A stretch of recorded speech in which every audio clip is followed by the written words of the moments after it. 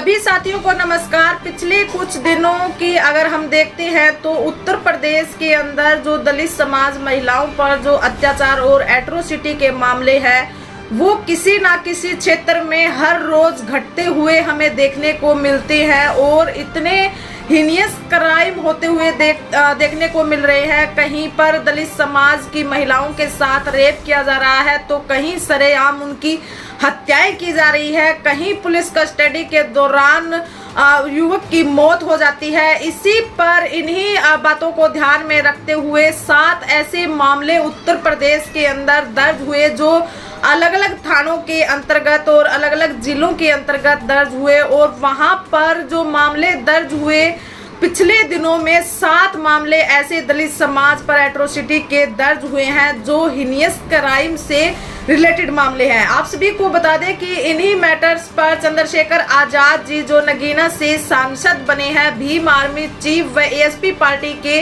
राष्ट्रीय अध्यक्ष चंद्रशेखर आजाद जी ने सोशल मीडिया पर ट्विटर पर पोस्ट शेयर करते हुए उन्होंने ट्वीट किया कि जिस तरीके से मेरठ के भावनापुर में 3 साल की मासूम बच्ची की चाकू से गोदकर निर्मम हत्या की गई, वहीं बरेली में अगवा कर युवती की हत्या की गई। उन्नाव में 16 साल की दुष्कर्म पीड़िता द्वारा न्याय न मिलने और आरोपियों की धमकी से होकर खुदकुशी करने की घटना बता रही है कि उत्तर प्रदेश में बहन बेटियां सुरक्षित नहीं हैं।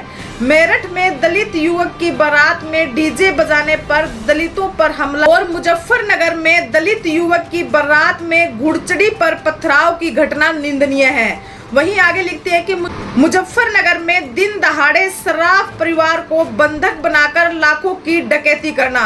उपरोक्त घटनाएं बता रही है कि उत्तर प्रदेश की कानूनी व्यवस्था पूरी तरह से ध्वस्त है, परंतु जालौन के उर्रई में पुलिस की बर्बरतापूर्ण पिटाई से युवक की मौत बता रही है। कानून व्यवस्था ध्वस्त ही नहीं हुई है बल्कि कानून के रखवाले निरकुश हो चुके हैं। मुख्यमंत्री योगी आदित्यनाथ जी अगर प्रदेश संभाल नहीं पा रहे हैं तो छोड़ क्यों नहीं देते हैं। इस तरीके से चंद्रशेखर आजाद जी ने ट्विटर पर ट्वीट करते हुए ये पोस्ट किया। पिछले कुछ दिनों में अलग अलग थानों के अंतर्गत दर्ज हुई है एफआईआर। कहीं पर महिलाओं के रेप की घटनाएं हैं तो कहीं पर इंसाफ न मिल पाने के कारण महिलाओं ने आत्महत्या कर ली है, तो कहीं पर पुलिस कस्टडी के अंदर भी युवकों की मौत हो रही है। ये जो घटनाएं हैं वो कहीं ना कहीं शासन और प्रशासन पर एक क्वेश्चन चिन्ह लगाती है कि आखिर ये घटनाएं क्यों हो रही है और वहां का जो शासन प्रशासन है या फिर वहां पर जो योगी आदित्यनाथ की जो सरकार है वो मौन क्यों है। अगर वो देश को संभाल नहीं सकती है, इन एट्रोसिटियों से, इन अत्याचारों से समाज के लोगों को और देश के लोगों को और उत्तर प्रदेश की जो जनता है उनको बचा नहीं सकती है, तो वो अपने पद पर क्यों है, वो अपने पद से इस्तीफा क्यों नहीं दे देते हैं। इस तरीके से उन्होंने योगी आदित्यनाथ और बीजेपी सरकार पर निशाना साधते हुए ट्विटर पर ये ट्वीट किया। और पिछले दिनों से लगातार जो मामले दर्ज हो रहे हैं, आए दिन किसी ना किसी क्षेत्र में दलित महिलाओं के साथ जातीय आधार पर दलित समाज के साथ ऐसे एट्रोसिटी के मामले देखने को मिल रहे हैं जो हीनियस क्राइम से रिलेटेड है। लेकिन फिर भी सड़कों पर आने के बावजूद और हक अधिकारों को मांगने के बावजूद और न्याय की लड़ाई में प्रदर्शन आंदोलन करने के बावजूद भी पीड़ित परिवारों को न्याय नहीं मिल पा रहा है और अलग अलग क्षेत्र में ऐसे मामले हर रोज दर्ज हो रहे हैं। ऐसे में योगी आदित्यनाथ जी की सरकार पर सवाल उठाते हुए उन्होंने